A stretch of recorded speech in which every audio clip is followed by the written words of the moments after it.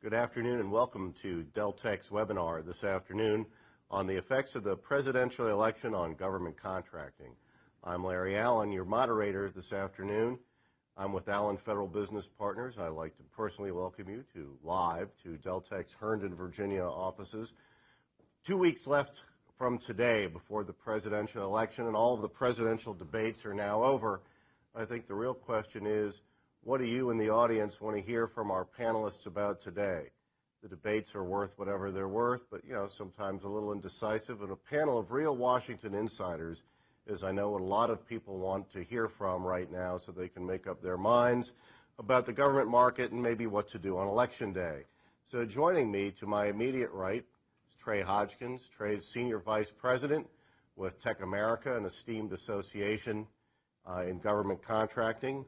Next to him is John Etherton. John Etherton, one of the true geniuses in our field, long background with in defense spending, long background on Capitol Hill. He's principal with Etherton and Associates. And next to John is Bill Greenwald. Bill is Vice President with Acquisition Policy at the Aerospace Industries Association. Like John, he has a long background working with House and Senate Armed Services folks and for government contractors as well. Gentlemen, welcome to the panel this afternoon. Well, thank you for your time. Thank you for coming out today. A beautiful fall day when everybody's got a lot to do. So let's get rolling. I would emphasize if there are questions that are in the audience, I do have the capability to see them here on the computer screen to my left. We certainly welcome your questions, and when we get them, we'll get to them as we possibly can. And we'll make sure we get that in. This is your session. It's interactive. It's a good webinar format, so please do more than sit back and take notes. Engage if you feel so moved. So our first question to our panel, how much would there be a change from a budget standpoint, including potential shifting defense priorities, if we have a change in administration? Trey, why don't we start with you since you're next to me? Sure, thank you. And thanks for having me this afternoon to Deltek. Thanks to Deltek for having me this afternoon and for reminding me to use the microphone. And for you, for joining you, Larry. I think that the underlying issue that any of the candidates is going to face is that we have all these fiscal cliff, deficit, debt, tax expirations pending. Those are statutory changes, and both of them will face that come January 20. So the landscape itself, the environment they're both going to work in, is relatively consistent. I think the approach they may take and the mechanics they may use will clearly differ. Last night's conversation talked about some of that, but I think that at the end of the day, President Romney has emphasized, or Governor Romney has emphasized a strengthened Defense Department, talking about more spending in that area, focusing on positioning the United States in one of strength. That's not to say that President Obama he made a comment last night. He does not want to see, in fact, he said there will be no sequestration. I think they've changed that since then to they hope that there will be no sequestration. But I think that there's a lot of the same sentiments, but how they approach it will be different. And I think that at the end of the day, it's very hard to be very specific with an answer because we don't know what Congress is going to look like, who's going to be leading there, what capabilities they have to bring together the right people to get a compromise on the table. It may be such a mess they decide to simply punt it and go, just extend the effective date of some of these things and come back in the new Congress and try and address those. It's very hard to answer the question with some specificity. Well, certainly that's right where we are right now. We're in a place where we have a continuing resolution in effect through the end of March. We have open discussions about kicking some of the massive priorities like a sequestration down the can until the middle of the next calendar year. John and Bill, what are your insights on this, particularly as they might affect the defense budget? Well, Larry, I guess I look at you have to look at this as sort of two futures. And let's start with one. Let's say that President Obama is reelected. We do have a lot of decisions and a lot of discussions that will probably take place in the lame duck session when Congress comes back on the 13th of November. Those will be very different discussions if the president comes back as a reelected president as opposed to somebody who's going to be finishing out his term and getting ready to make way for somebody else. I don't personally have great expectations for the period of time from November 13th to the end of the year in terms of any grand bargains, but I think that that'll be one of the issues that obviously whoever is elected president will be one of the issues that will determine kind of what the outcome is there. But I guess let's sort of take the scenario that says President Obama is reelected. What I see there is that the president would probably try to negotiate some sort of a tax package that would include some increases on incomes, especially above $1 million. Run into a lot of opposition from some of the House members. Perhaps there would be some discussion about putting together a larger deal that might include some relief on sequestration. There's been talk about doing that. I personally don't think the votes are either in the House, especially, and probably not even in the Senate, to support much of a grand bargain before the end of the year. And I don't even think that necessarily, from what I see, that sequestration may in any way be delayed or anything.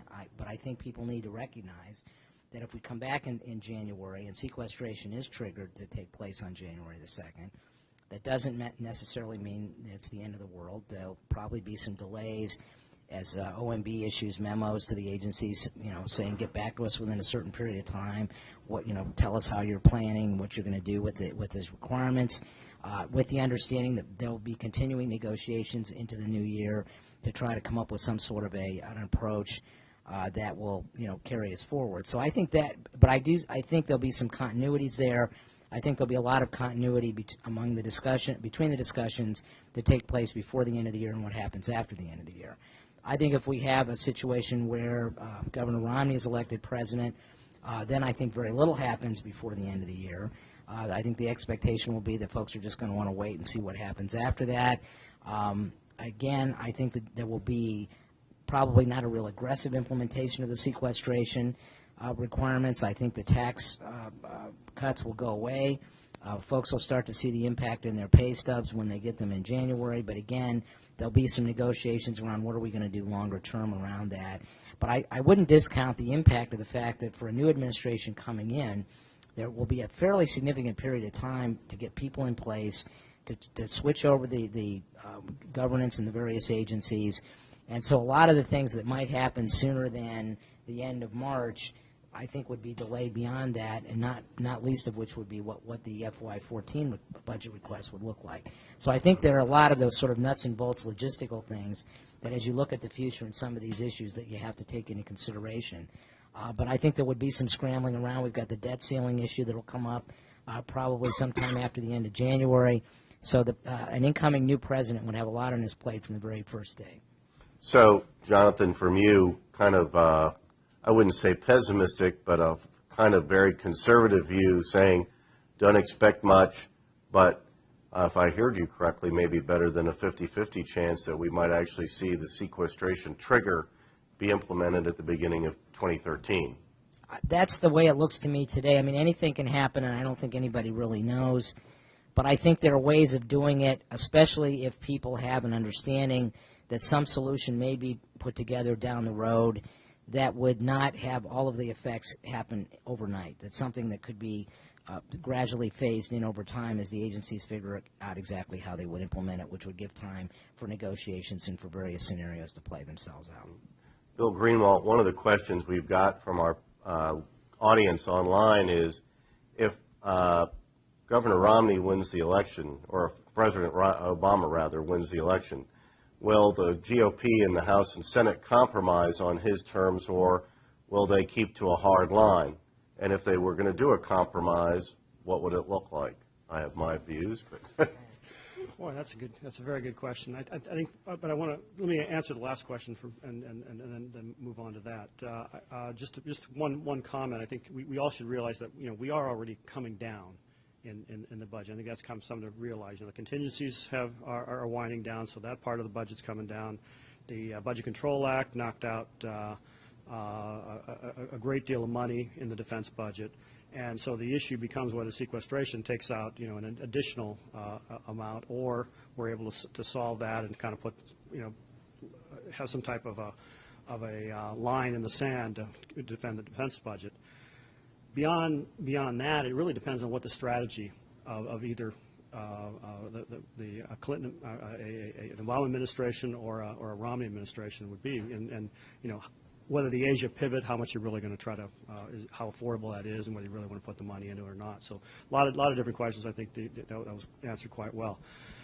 As far as it really depends on the whole who gets the House, who gets the Senate. I mean, if you have a Republican House, the Republicans take the Senate, or even are in the minority. In the minority, you have a blocking area. I think there's going to be a compromise. There always is a compromise. Let's put it that way. The question is how it's going to go, and I think the various variables are in play. You've got the debt ceiling, you've got tax rates, you've got defense, you've got discretionary. Medicare and Social Security aren't on the table yet. The grand bargain is always an incredibly difficult thing to do, and if it was going to happen, it would probably not happen. Wouldn't happen the lame duck. It'll probably happen in the 3 or 4 months, in the honeymoon period, and frankly, it'll probably be done under budget reconciliation procedures, kind of a Ronald Reagan type budget reconciliation process. But to predict how the players in this are going to act, it's going to be very, very interesting to watch, and but I think at the end of the day, there's going to have to be a compromise between all sides here. Now, Trey, let me follow up with you. Another question from our audience. Keep them coming, by the way. Talking so far about the change in administrations. Now, the conventional wisdom today is not predicting a change in party control of either house, but that certainly could happen. And how could a possible change up in the congressional seats of power affect any of this? And what's your feeling on whether or not we could seize that? Well, I think the conventional wisdom is it's a very long shot that the House would change majority control. There may be a narrowing of the majority in the House, but the expectation is the Republicans will still be the majority there.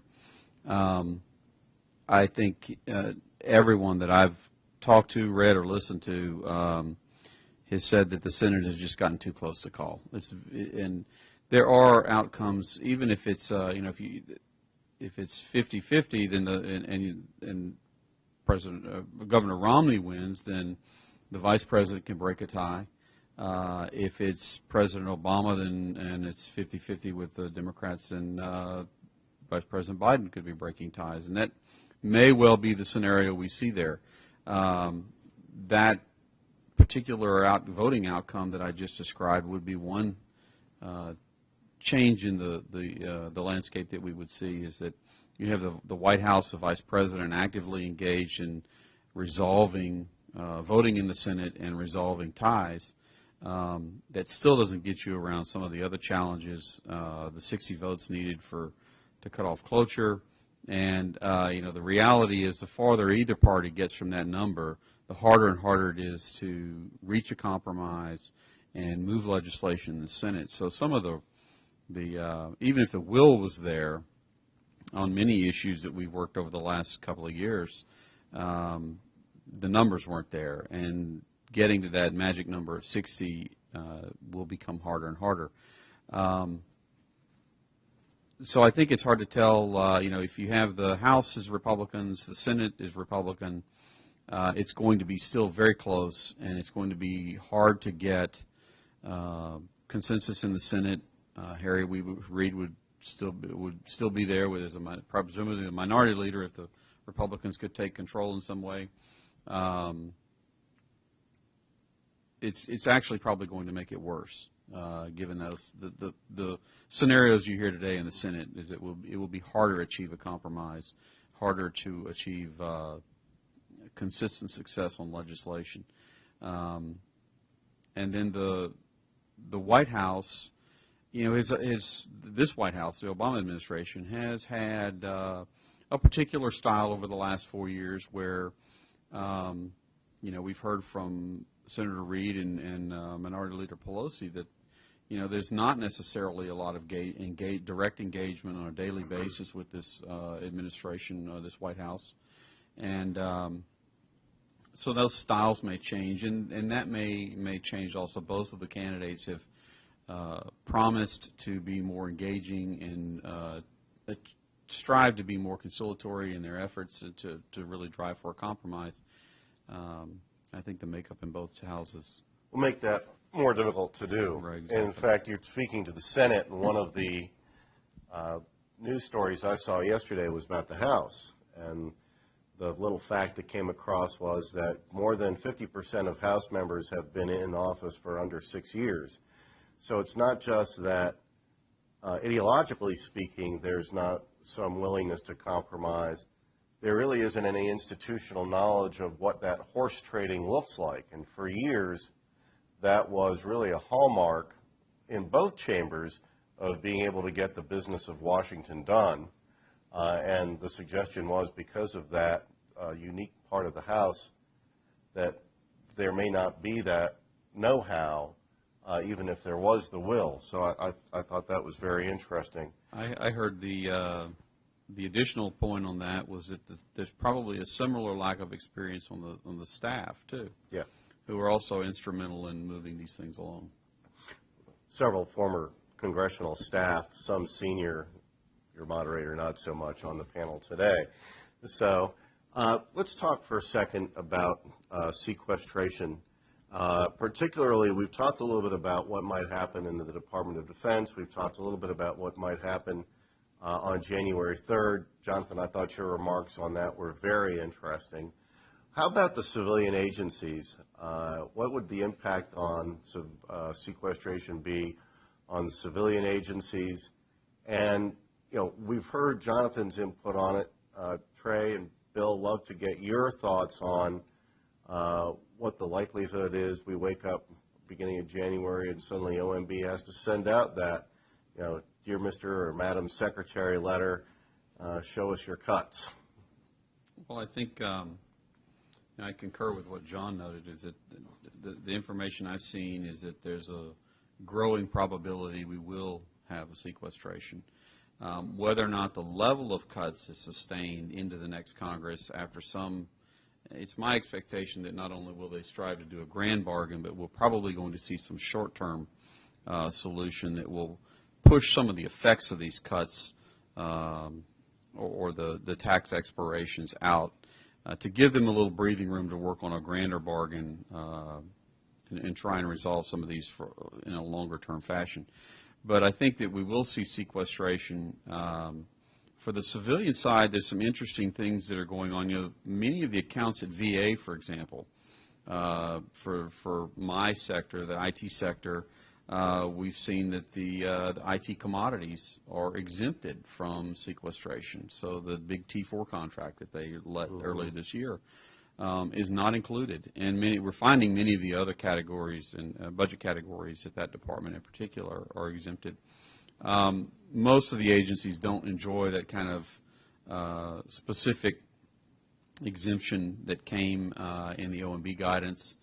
And many of the others are looking at an 8.4% cut, according to the memorandum. Now, an interesting point about sequestration is that it's going to be applied over the final 3 quarters of the fiscal year.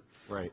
So the effective cut, because you have to crunch the dollar amount into a shorter calendar window, is that it's over 10% cut across each agency budget category. And that's what people on the federal civilian side should begin to think about and expect. Those are going to be some of the challenges. Jonathan, Bill? I'll just make a couple points, adding to what I said earlier. There are a couple of technical issues on the civilian side. First of all, unobligated balances from prior years are subject to sequestration in the defense accounts. They're not subject to sequestration in the civilian agency accounts. So that's one difference on how it would be applied. I think another factor in the looking at the civilian agencies is it's really the degree to which the money that flows through the agency pays for people. If most of the money in some of these agencies, it's really all people money that basically is in their budget, they're going to see some pretty tough choices. I mean, they're going to have to lay people off. They're going to have to furlough folks. And under the rules that the federal government has for furloughing people, you can only furlough them for 22 days without actually going ahead then and issuing a RIF notice for these folks. And for some of the agencies, I think that are primarily, their budgets are built around people, that's going to be a real challenge. So I think if it were to go into effect and be implemented in a very aggressive fashion, for some of the federal agencies where most of their money is people money, you could see some fairly significant impacts on agency operations. All right, I'm going to try to be a little more optimistic, and only because I'm so pessimistic. And from the data that our association has been collecting, and we've launched a number of studies on the job impacts and the national security impacts and the impacts on the civilian agencies as far as jobs and so on go. And the numbers are pretty staggering, and the impact of sequestration would be pretty very, very large impact, throughout the country, and that's just the contracting side and the civilian personnel, and U.S. Defense personnel. Add to that, you've got the tax cuts going, you've got the GDP, the amount of money being taken out of the economy come January 1st. All of that just implies to me that when even though you're absolutely right, Larry, the staff and the membership there it's not like the old days when the grand bargains were taking place. At the same time, the potential staring over this fiscal cliff is so great that I can as we move into the lame duck, there's going to be a lot of pressure for them just to kick the can down to March, Yeah. April. In other words, let's let those new guys, whoever they happen to be, whether they're the old guys, but they're still new guys, deal with the problem. And that's where I think is where the possibility of a grand bargain exists, because that's where you're going to get a one-shot deal at a budget reconciliation, a one-shot deal just to eliminate the 60 vote, and that's the only time they can get it. And if not, then what you see is lots of many types of compromises. That's the optimistic scenario.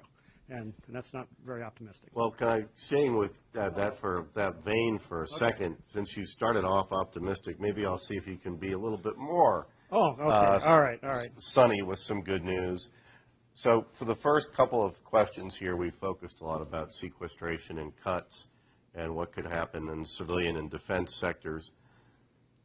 Government's still open for business. What parts of the budget are still growing or maybe at least not shrinking, and how do you, as a government contractor, not only ferret those opportunities out, but shield your company's growth, if you can shield it, from potential cuts? There's a lot in that question. Yeah, let me try to parse it into a couple ways. The first one would be what parts of the government are growing. I would say entitlements are growing, medical costs are growing, whether it's defense medical, whether it's on the civilian side. So I think those areas in the healthcare area maybe have a potential. I think I'll let Trey talk about cybersecurity. That may have peaked or whatever, but that has been growing in the past. I would say all of the systems coming back from Iraq and Afghanistan, the maintenance. I mean, there's an awful lot of built up maintenance that has to be done. Now, whether they kick that down the road and stretch it out and so on, but there's an area there that needs to be done. And if the Asia pivot is truly going to be there, then we're going to need the systems, whether it's the ships and the radars and all of the material to support a buildup in Asia. So that may be where potential growth you can see. Now how do you shield it? And I think we'll be talking about this kind of later, what the acquisition environment is like. But in this era, you're going to have to be performing, and you're going to have to be performing on cost, on schedule, performing to your contract, and there's a real compliance environment that's taking place in government contract where the firms are going to have to be, to basically overly comply and perform on their existing contracts so they can continue to weather this storm. To some extent, that might be a marketplace that favors incumbents who have prior experience in this market. Trey? Yes and no. As Bill alluded, for the IT sector, there's some bright spots like cybersecurity. There's actually a few extra dollars in the continuing resolution for cybersecurity activities. Right. And we've seen some movement of authorities in the last 6 months or so, or certainly since the Senate was unable to move cybersecurity legislation. The administration's been trying to move authorities around or exercise authorities and get different agencies a little more muscle, if you will, in those activities. So there's some promise there for companies that are doing those kinds of offering those kinds of services. And then I think one of the other bright spots out there for companies in the IT sector is that it's a demonstrable product or service that somebody can deliver and actually show they bring savings. So if you talk about cloud computing services or big data analytics looking for waste, fraud, and abuse, or if you look at data center consolidation, those are all the buzzwords we hear over the last year or so. But those actually can demonstrate savings when they're deployed. And we've seen some success. And so companies that are working in those arenas and can bring those newer capabilities, newer technologies into the government workspace should continue to see some success. And then I think, the characteristics that you mentioned that companies should have, we've heard from several folks who do still have some, it's not as much, but still have money to spend. And they said, don't even bother to show up if you can't tell me how the product you're going to offer is going to help me find efficiencies and savings, because that's all that really seems to be driving the conversation is either the department is looking for savings or OMB is looking for savings, and the people at the operational level are having to implement and find ways to create those savings. And so they're looking for companies who can show up and actually demonstrate that what you're selling could save somebody and have some money and be able to quantify that. Jonathan Etherton, let's follow up on that a little bit. It sounds to me like what Bill started and Trey continued is a discussion of priorities in the budget. And over the past several years, while we had troops deployed in Iraq and Afghanistan, you heard the phrase tip of the spear probably more than anyone wanted to. But nevertheless, it spoke to priorities. Is it safe to say that in this time of shifting budget spend, there are still priorities that might get funded, but if you're not a priority item, if you're not essential, then you might be somewhat vulnerable to getting cut? No, I think that's fair. Larry, I think that one of the things that, and sort of pick up on what both Bill and Trey has said, I mean, I think that you have to look beyond Afghanistan. I mean, what are going to be some of the sort of the future threats that people have already targeted, like cybersecurity? I think the pivot to Asia is going to be another issue that will drive budget decisions. But I guess as I look out in the future, I see that we've sort of talked about that there's a lot more focus on the integrity of the process for how we buy things, and complying with that process and sort of the process running for itself, just to sort of justify itself. And I don't see that necessarily is going to change. I think one of the other things, also a trend that people are going to be seeing, is probably the effort to sort of commoditize as much as possible. Yeah. So that if you are able to take something that prior to a certain point had been a very specialized item or service, system or whatever, and you're in a position to commoditize that in a sort of a transparent way, even though there may be future advanced capabilities that maybe won't come online quite as quickly or whatever, I think the system right now seems to favor that kind of an acquisition approach and that way of meeting an agency need, as opposed to coming up with more specialized product and services. And I think to the extent that companies are in a position to sort of follow that trend, I think they'll be in a position. It'll be a very competitive market, but I think at least they'll be in a position to have a play in it. So, so if you are things that are on the priority list, which is a different priority list, which suggests a different set of players, out perhaps with some of the big industrial makers of trucks and troop movers and things of that nature, and in with the advent of the cyber warrior and some of the other things in the technology arena. Yes? Yes. Bill, do you want to add to that? Agree, disagree?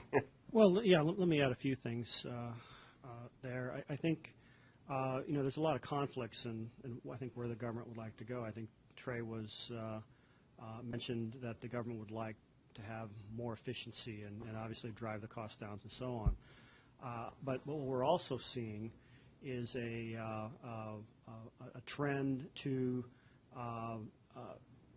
compliance with a process, and compliance with a process drives a military or a government unique solution. So that's in conflict with where John's want to go is a commoditized type of approach, which is not government unique.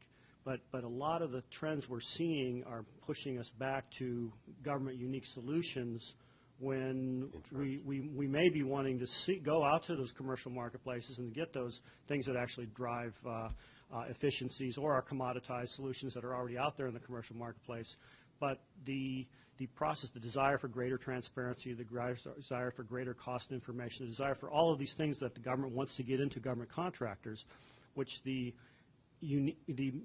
federal unique contractors are able to comply with, the commercial guys may not want to or be able to comply with. So not just really the processes, although the processes themselves would be unique, and of course going in DoD arena and services more to cost or a firm fixed price certainly seems to support those contentions. But if I heard you correctly, Bill, you're talking maybe about standing the last 30 years of government procurement on its head and going away from a preference for commercial items and commercial solutions back to government unique gov specs, mil specs. I personally think we're on that path. Whether the next administration can take us back from that path, I think we're approaching where we were in FASA, and I think we're moving back to the 80s. And the question is that something we want to do without having a really broad debate on that, like we did in the Congress back in the 90s and the administration back in the late 80s, early 90s. But it seems to be moving there by stealth. But I think there's a desire for all these things. There's a desire for the same things that acquisition reform delivered and those commercial item type of solutions. But there's also a desire for greater transparency, greater insight into how the contractors are delivering their goods, and that really comes into tension with the commercial model. Interesting. Trey, Bill mentioned the advent of FASA, mid-1990s, major procurement reform legislation. There's been some discussion about whether or not we need to have that type of congressional action now. Congressman Issa, chairman of the House Government Reform Committee, is introducing the Information Technology Acquisition Reform Act, ITARA. Could that be a platform for the type of discussion that Bill alluded to? Well, it certainly includes some of the elements to begin a conversation. The course of this conversation is actually, we're seeing it actively in our leadership. They're telling us to go out and identify ways we can incubate the conversation, and where the drumbeat seems to be getting louder and louder about the need for us to really have a discussion of that type we had in the mid-90s about how the government buys, what it buys, and what is best value for the taxpayer, or drive best value, and at least look at restoring some of those mechanisms that were put in place at that time frame. And as Bill noted, we've sort of eroded over the last several decades. It's it's becoming difficult, and that dichotomy that Bill also noted about the more commercial companies. I certainly see it in my sector where you have a lot of companies that are traditional government vendors, and you have some more of the commercial players. Those disconnects about government policy and how they comply with those government policies is a growing problem.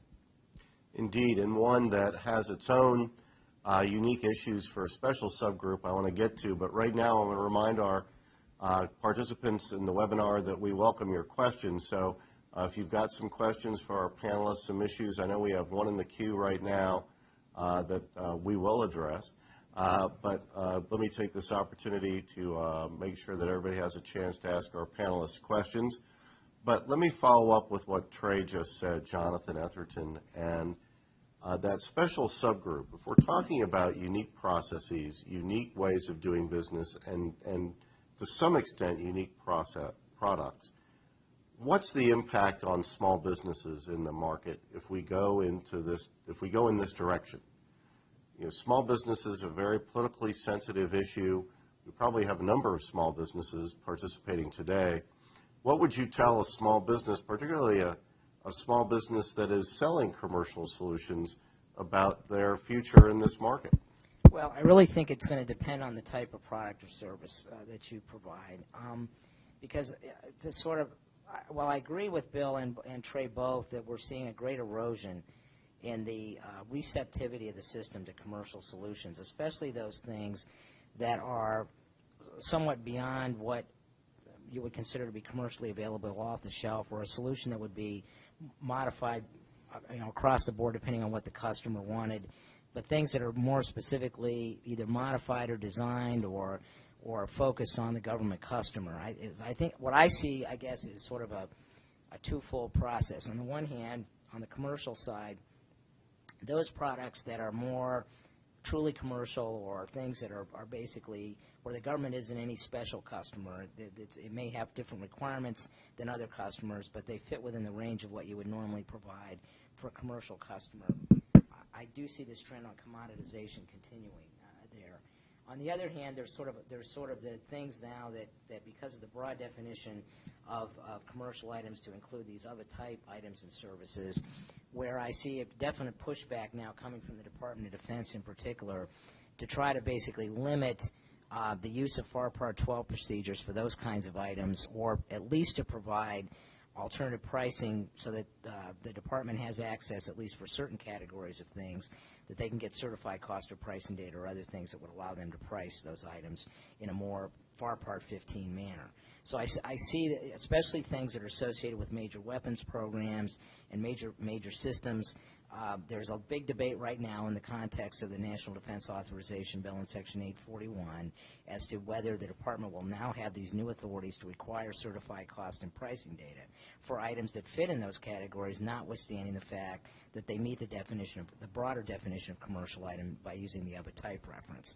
And then I see sort of a no man's land in between those two, which are items that maybe aren't associated with major programs. They may be standalone things or other things where I think the jury is still out exactly how those items are going to be treated. And it may be 1 year you have the authorities to use the more streamlined procedures under FAR Part 12. There's less pressure to provide certified cost or pricing data, and the political winds change, and suddenly something in that area suddenly gets thrown over into the other category, and it becomes more like a FAR Part 15 type procurement.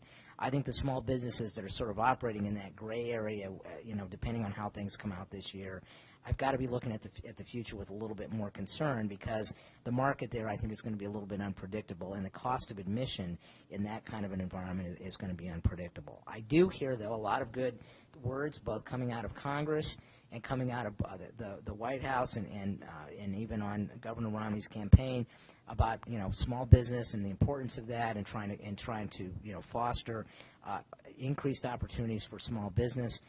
And there's actually language in the Defense Authorization Bill from the House side which would try to move that ball a little bit in certain directions. So I think that there's a concern about the ability of small business to play in the government marketplace and to create those additional opportunities for small business. So it's kind of a mixed picture. But I do think that there are some longer-term concerns that I have, depending on the type of service or item that you have, whether that becomes much harder and whether you sort of have to make the choice that you're no longer going to try to even have any a foot in the commercial marketplace, and you really have to move in the government side and make a choice one way or the other. Bill, Trey, do you have anything you want to add to Bill? I think that if we look at trends as far as commercial companies and the desire for the government to bring in all the research and development, all of the new ways of doing business from those commercial sides, there are 3 or 4 kind of main things that are of concern to them. And again, the trends have not been good. And I think, you talk about their intellectual property. The trend has not been good there. You talk about the unique government acquisition systems and desire for business systems and cost. Well, the trend is not good there. You look at security and export controls and the ability to, once their commercial item has been modified and try to sell that abroad, the trends there have not been good in the last. And then we have kind of new security concerns, whether it's counterfeit parts or cybersecurity trends that are pushing us to a more and more unique government solution. So it's going to be a very there's a lot of tension, a lot of trade-offs. It's going to be very interesting to see how the new administration or the old administration addresses that type of thing, because they're going to want to have those type of technologies and they want to have those type of individuals who currently work on those commercial companies working on problems that the government needs to solve.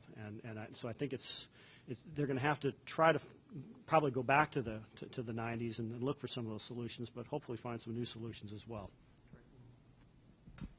I would just perhaps state a different way that I think the legislative requirements for expanding small business participation in government are increasing, but I think the playing field and the hurdles and challenges they face when they try to enter that marketplace are not being diminished. In fact, as Bill and John both said, they're actually growing in some areas.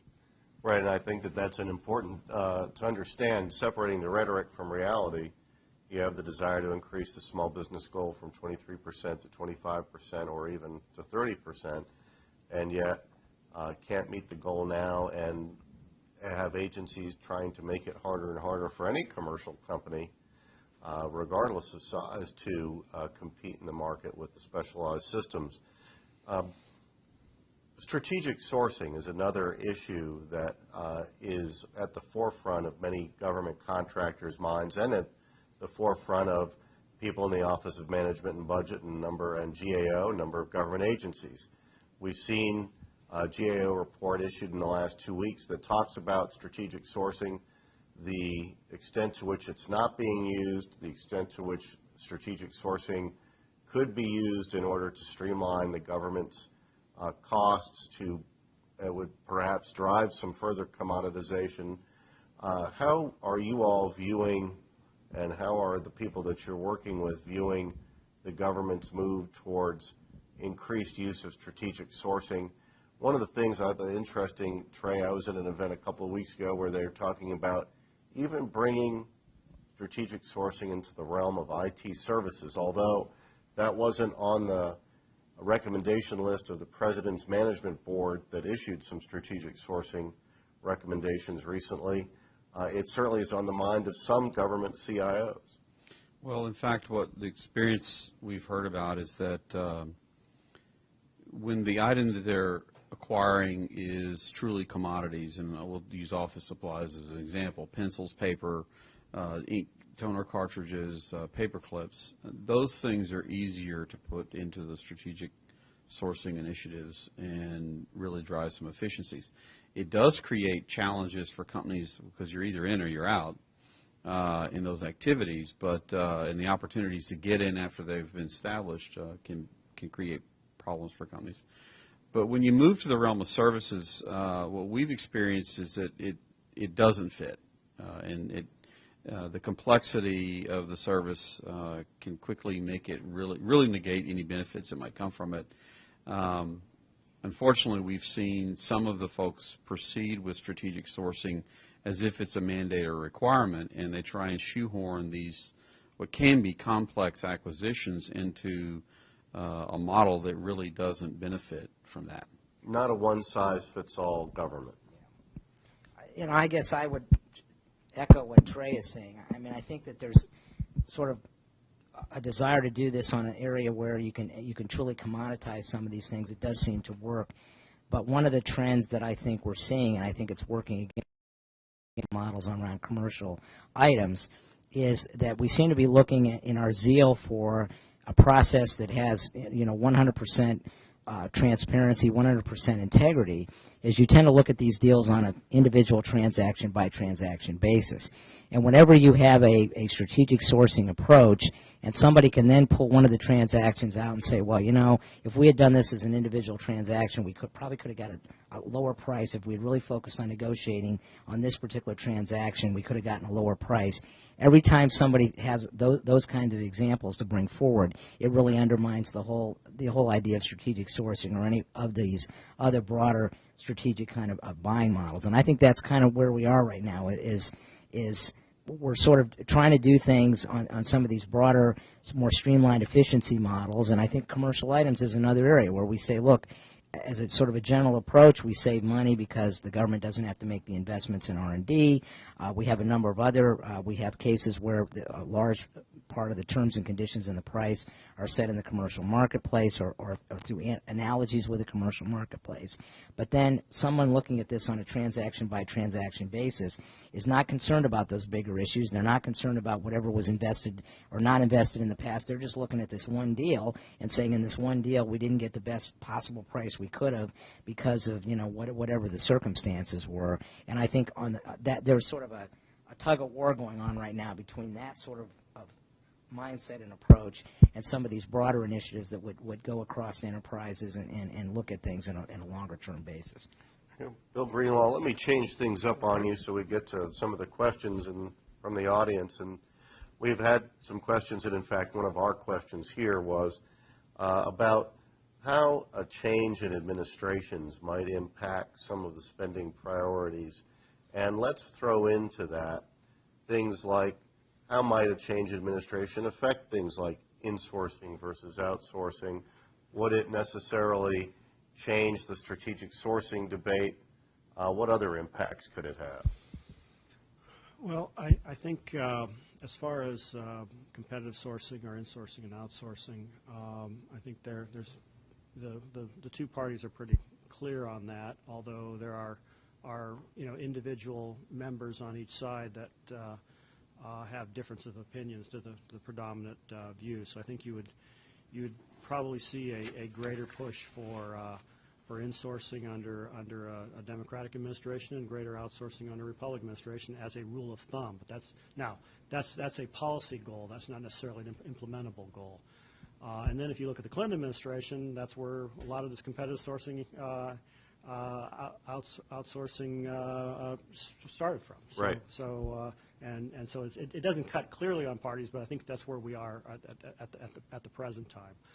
I think in each side after is going to have to look for greater efficiencies, and eventually I think these contradictions that I think all three of us have been talking about, and tensions between various oversight agendas and various need for efficiencies and to save money for the taxpayer, those tensions that are going to have to be addressed by either administration. And I think hopefully what we will not continue to see is the application of a one-size-fits-all, which seems like we've been seeing this for the last 15 years. As you have an acquisition problem, you come up with a solution and you apply it across the board. And whether that's the auditing community, whether it's the contracting community, whether it's the Congress. And the reality, I think, is, as Trey was saying, in strategic sourcing, these are tools, and they're tools that are applicable in certain circumstances. And what's going to be so important is the training and the understanding of what senior politicals down to the contracting officer, that there are certain environments in which it's better to use this tool versus the other tool. And I think once we get to that point, we'll achieve some progress. But we still have the one-size-fits-all mentality that's driving a lot of change. Trey, I know you wanted to follow up on that. I think another area we haven't touched on where we could potentially see significant differences in the area of regulations. Tech America has been tracking the information collection requirements in the acquisition-related regulations as they exist today, and we've been able to identify an annual burden of over 30 million hours on the acquisition community and regulations, and that's just the acquisition regulations on that community. That's clearly been identified. This administration has touted that they've reduced that number. We think that there's a lot more to be done with a number like that. That's another instance where we think that the measure is case by case, and no one's looking necessarily at the environment and the burden they're creating across companies to have to comply with that significant information collection exercise and the overhead and administrative costs that go with that. But the Romney candidacy has talked a lot about reducing regulations, in particular on small businesses. But I think that's an area where we might see some significant differences in whether we continue down the road we're on or we have a new administration. All right. Now, one of the questions we also had was about GSA schedules and small businesses. And the question was whether or not the GSA schedules program continues to be one that small businesses could pursue. Trey, I have my views on that, but you might as well. Well, we continue to hear cases where the small business set-asides are driving some of these activities. There's some grumbling, at least, I would characterize it, from companies that aren't small business, other than small businesses, that they've expended bid and proposal dollars to pursue an offering, and this is not just the schedules, this is everything. And in some instances, their bids aren't even opened. There's frustration about that. I think the schedules, if used correctly, and if you've got the right product and you can deliver something that's going to demonstrate savings, none of those criteria, I think, are going to go away, no matter which vehicle you're bringing it to the government on. I think that there are opportunities still there for small businesses in the schedules. But I think the same challenges and hurdles that we described earlier are also there. I don't know that the schedules create an easier freeway into the government market than anything else does. I think it's all a thicket.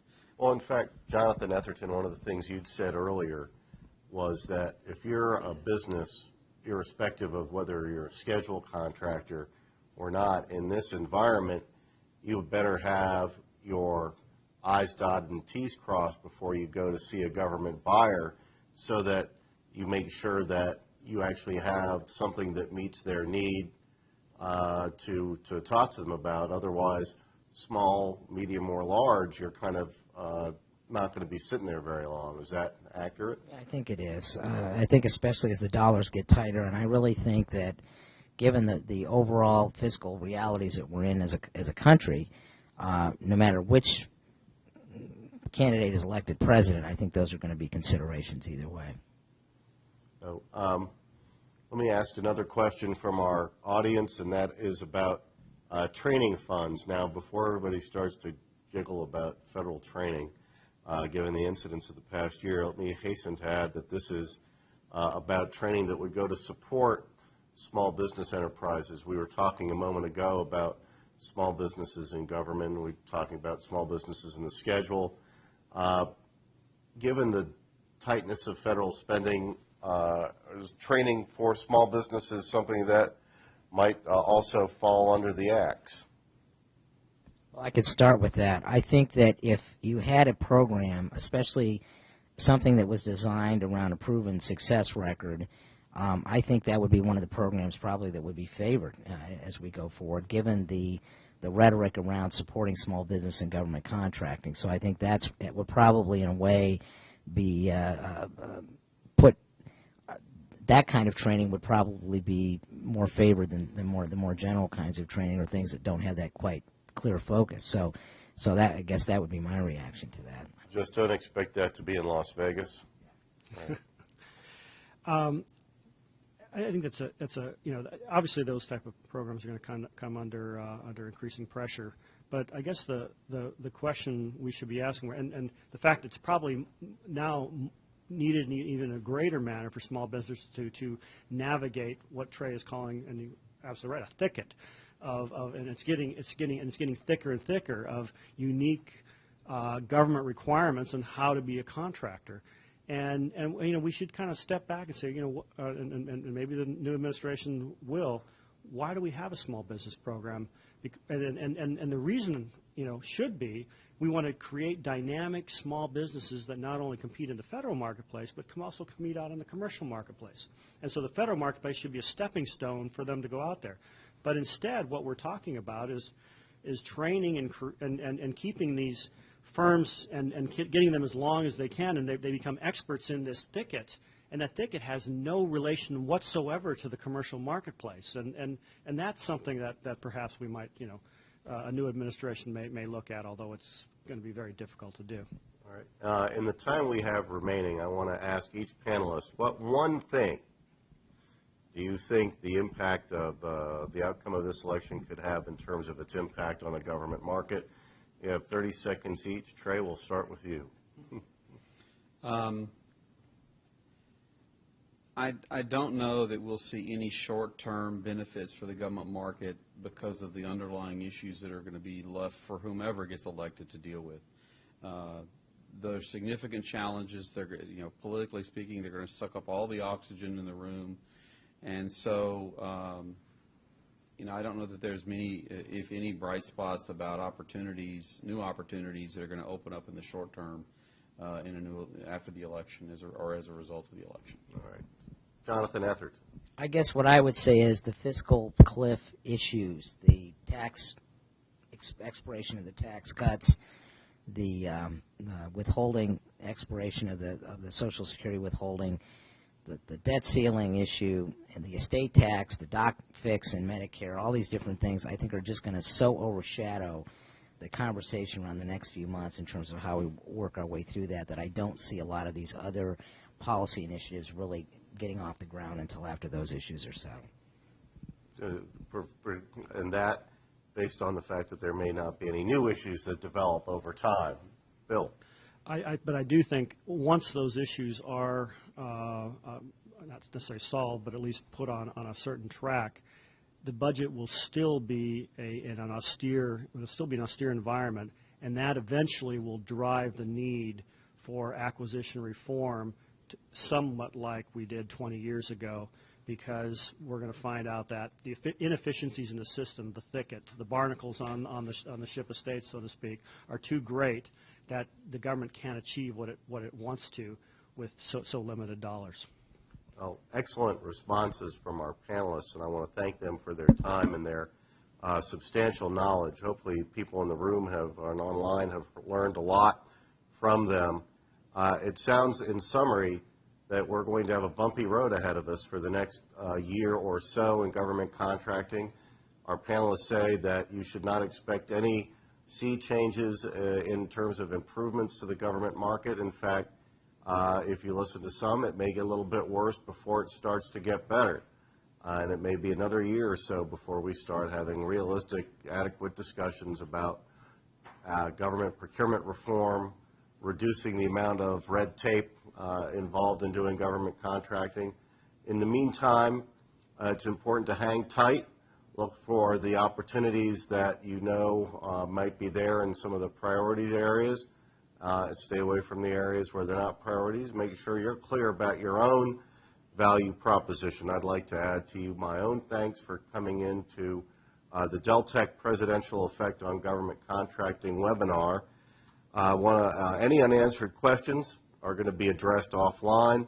The replay of today's session will be emailed to all attendees within the next 2 business days. I'm Larry Allen from Allen Federal Business Partners, and thank you for joining us this afternoon.